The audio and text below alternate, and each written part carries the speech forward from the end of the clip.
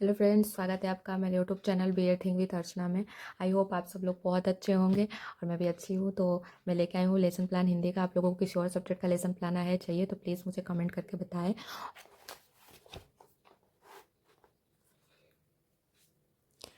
तो फ्रेंड्स, विषय हिंदी है हमारा। वो विषय गद्यांशों का वर्ग 9वीं का है।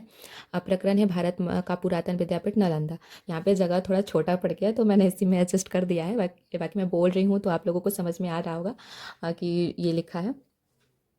चलिए तो फिर शुरू करते हैं फ्रेंड। सामान्य उद्देश्य में हम लिखेंगे विद्यार्थियों को भारत की प्राचीन शिक्षा परंपरा से परिचित कराना, नालंदा विश्वविद्यालय के महत्व को समझना, विद्यार्थियों में ऐतिहासिक चेतना और गौरव की भावना विकसित करना। विशिष्ट उद्देश्य में लिखेंगे विद्यार्थी नालंदा के इतिहास का वर्णन कर सकेंगे, विद्यार्थी नालंदा की विशेषताओं को बता सकेंगे, विद्यार्थी प्राचीन और आधुनिक शिक्षा में अंतर समझ सकेंगे। शिक्षण सामग्री में पाठ्य पुस्तक, श्यामपट्ट, चौक, नालंदा नालंदा महाविद्यालय का चित्र। शिक्षण विधि में व्याख्यात्मक एवं चर्चा विधि है। पूर्व ज्ञान, बच्चे नालंदा के बारे में सामान्य जानकारी रखते हैं।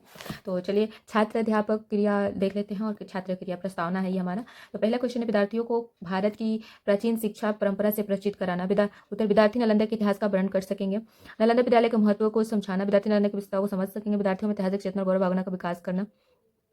विद्यार्थी कर लेंगे, ये देख लीजिए लिखा हुआ है। फिर ठीक है, उद्देश्य कथन, बच्चों आज नालंदा के बारे में विस्तार से अध्यापन करेंगे।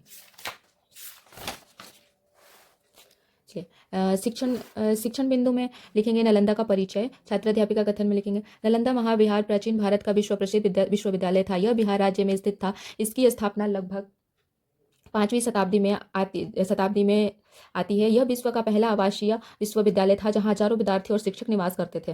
नालंदा की विशेषताएं, यहाँ भारत के साथ साथ चीन, कोरिया, तिब्बत आदि देशों से विद्यार्थी आते थे। दूसरा, यहाँ बौद्ध धर्म, व्याकरण, गणित, चिकित्सा, ज्योतिष आदि विषय पढ़ाए जाते हैं। यहाँ विशाल पुस्तकालय था जिसे धर्मगज कहा जाता था। और चौथा, प्रवेश के लिए कठिन परीक्षा देनी पड़ती थी।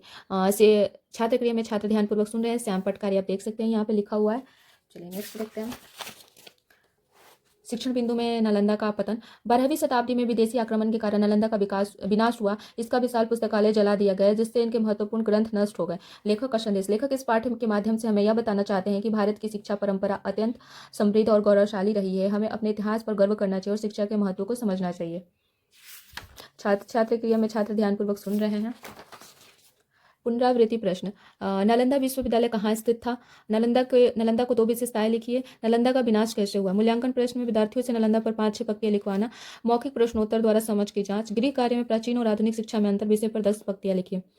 तो फ्रेंड्स, ये था आज का वीडियो और आप लोगों को आई होप आप लोगों को ये वीडियो पसंद आ रहा होगा। और वीडियो अच्छा लग रहा हो तो आप लोग लाइक, शेयर और सब्सक्राइब कर दीजिए। और आप लोग कमेंट करिए किसी और सब्जेक्ट का लाना है तो मैं वो लाऊंगी। Thank you.